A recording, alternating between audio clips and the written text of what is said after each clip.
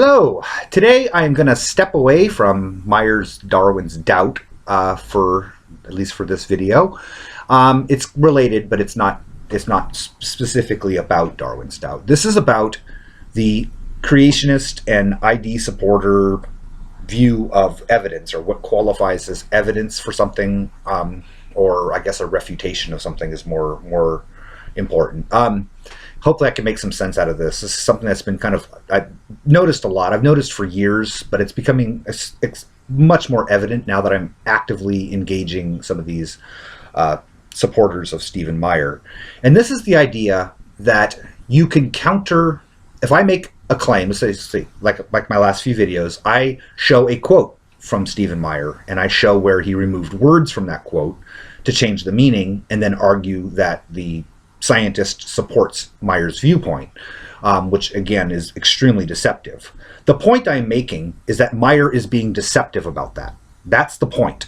I'm not making the point that therefore evolution is true, or therefore intelligent design is false. I am specifically addressing a claim. And what I keep seeing is I will show these extensive long quotes from Darwin's doubt, and then side-by-side comparison to the actual original source, and almost always, universally, no acknowledgement that this quote is deceptive, this quote is an outright lie. Instead, what I get is, well, you can't prove the origin of life, or you know, there's some other thing like that, or you can't tell me how the Cambrian explosion, information for the Cambrian explosion came about, as if somehow that makes it okay that Meyer lied about that quote. It doesn't matter. It's irrelevant, if this makes sense. Okay? Intelligent design could be 100% true. Young Earth creationism could be 100% true. And that's not the point. The point is that the example I am citing, the examples I'm bringing up, show that that particular author at that particular time deliberately lied. Okay?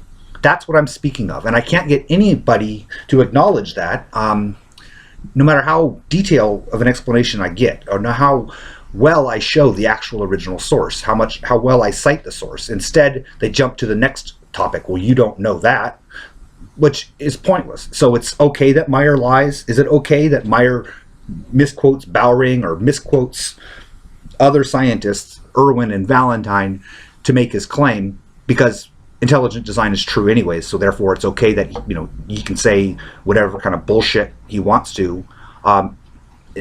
Does that make sense? And I've seen this for years. These claims keep coming up, and I have to think from some viewpoint on it. It has to do with this concept of like biblical infallibility, or maybe it's not biblical, just infallibility, that somehow, because intelligent design is true and correct, therefore all evidence for intelligent design and all speakers and supporters of intelligent design are also honest and it's true and correct.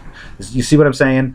So they can't, it doesn't matter that the source material that they're using is false or can be shown to be false, because the conclusion is absolutely true.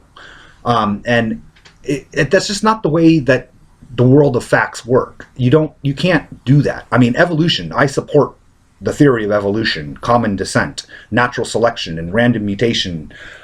I support that 100%.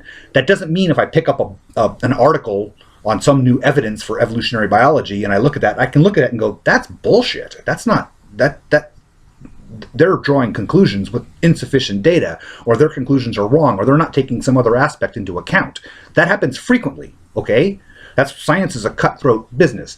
You critique, just because I believe or support I support the theory of evolution, doesn't mean that I support all the evidence that's shown for the theory of evolution. There's a lot of crap out there. There's a lot of people, especially when you get into the molecular biology stuff, not because they're deliberately being deceptive, but because molecular biologists may not have the best, they know the molecules really, really, really well, but they may not know the organismal biology very well, for example. So they might make grave errors in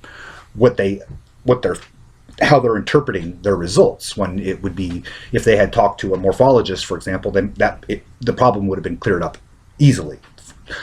These kinds of things occur. So,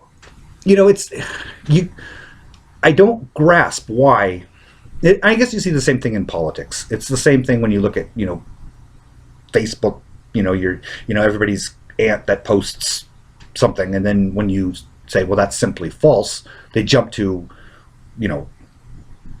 Obama's going to take our guns away. It's like that's not even the point.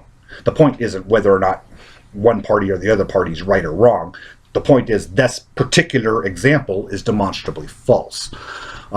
Anyway, that's pretty much what I have to say. This is a short video. I'm seeing this a lot. I've been doing a lot more expanding my forums in which I argue with strangers, as I have whenever I find some free time, and I just keep this is repeatedly going on.